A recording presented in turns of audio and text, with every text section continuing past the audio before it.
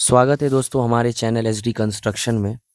आज हम इस वीडियो के माध्यम से आपको ये बताना चाहते हैं कि एक स्लैब के कास्टिंग के दौरान कितना सीमेंट, कितना सैंड और कितना एग्रीगेट, एग्रीगेट मीन्स हमारा लोकल लैंग्वेज में गिट्टी, कितना ये तीनों क्वांटिटी में हमें लगेगा एक स्लैब के कास्टिंग के दौरान। तो दोस्तों ये बहुत ही ईज़ी टास्क है। इस ईज़ी टास्क को हम एक सिंपल एग्ज़ाम्पल के थ्रू समझते हैं।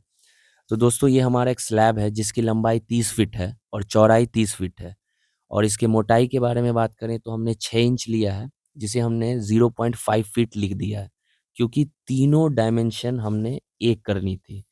तो जैसा कि हमने पीसीसी लिया है तो इसका ग्रेड ऑफ कंक्रीट M15 होता है और इसकी कंप्रेसिव स्ट्रेंथ 15 न्यूटन पर mm² होती है।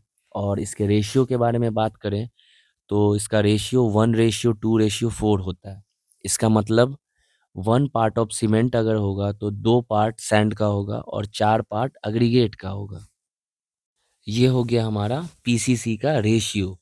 ये क्लियर हो गया दोस्तों, और जो भी नए व्यूअर्स हैं प्लीज़ सब्सक्राइब कर दें चैनल को। अब हम बढ़ते हैं आगे वीडियो में। तो अब हम इसका वॉल्यूम निकालेंगे, टोटल वॉल्यूम ऑफ स्लैब। तो वॉल्यूम ऑफ स्लैब निकालने के लिए सिंपल फॉर्मूला है लंबाई गुने चौड़ाई गुने मोटाई, length into breadth into width. तो 30 इंटू 30 इंटू 0.5। तो अगर हम इसे मल्टीप्लाई करते हैं तो ये आता है 450 CFT। दोस्तों ये तो हमारा निकल के आ गया आपको वेट वॉल्यूम, क्योंकि इसमें वाटर एडेड है। तो जब हमारा कंक्रीट मेंबर सूख जाएगा तो वाटर तो वहाँ पे मॉइस्चर के थ्रू निकल जाएगी, तो हम इसे ड्राई वॉल्यूम में कन्वर्ट करेंगे जो कि 54% रिड्यूस्ड हो जाता है। तो इसीलिए हम वेट वॉल्यूम को 1.54 से मल्टीप्लाई करेंगे, तब हमारा जाके एक्यूरेट ड्राई वॉल्यूम निकल के आएगा। तो ड्राई वॉल्यूम निकालने के लिए हम 1.54 इंटू 450 CFT जो हमारा वॉल्यूम आया था उससे हम मल्टीप्लाई करेंगे, तो ये हमारा निकल के आ गया आपको 693 CFT। दोस्तों ये हमारा एक्यूरेट वॉल्यूम था 693 CFT। अब हम निकालते हैं वॉल्यूम ऑफ सीमेंट। इसका सिंपल फॉर्मूला है ratio of cement divided by total ratio into dry volume. तो रेशियो ऑफ सीमेंट हमारा 1 पार्ट ऑफ सीमेंट था, टोटल रेशियो 7, मतलब तीनों को हमने ऐड किया था, और ड्राई वॉल्यूम हमारा 693 था। तो 1/7 into 693 is equal to 99 CFT आता है। तो नंबर ऑफ सीमेंट्स बैग निकालने के लिए हम सबसे पहले एक बैग हम देख लेते हैं कि वो कितना CFT होता है। तो ये एक बैग ऑफ सीमेंट हमारा 1.25 CFT होता है।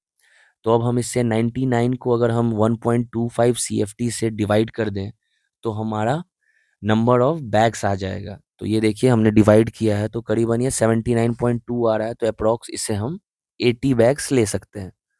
अब हम आ जाते हैं वॉल्यूम ऑफ सैंड पे। तो वही सिंपल सेम फॉर्मूला यूज़ करना है। तो रेशियो ऑफ सैंड हमारा 2 था, तो हम 2 डिवाइडेड बाय टोटल रेशियोज जो कि हमारा 7 था, 2/7 इंटू जो भी हमारा ड्राई वॉल्यूम रहेगा वो कांस्टेंट रहेगा जो कि था 693। तो 2/7 इंटू 693, तो ये आता है आपको 198 CFT। तो अब हम निकालते हैं वॉल्यूम ऑफ एग्रीगेट। तो वॉल्यूम ऑफ एग्रीगेट हमारा वही सेम चीज़ आएगा फिर से।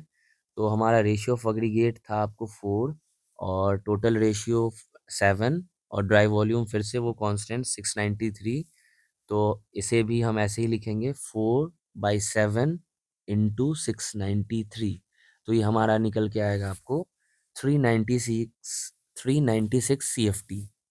तो हमारा एग्रीगेट का वॉल्यूम निकल के आ गया, सैंड का निकल और सीमेंट भी आ गया।